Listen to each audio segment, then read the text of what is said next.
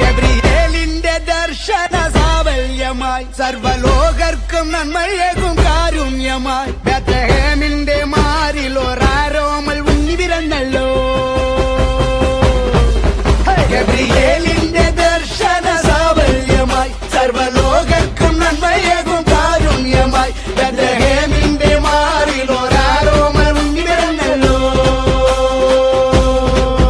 പിന്നിൽ താരകൾ പുൽകിരി തൂകി മണ്ണിൽ കോരിയ നാളങ്ങൾ പാടി അവൻ പള്ളിക്കറ്റയണിഞ്ഞിട്ട് കണ്ണും തിമ്മി തുറന്നിട്ട് കുഞ്ഞിക്കാലിട്ടടിക്കുകയാ.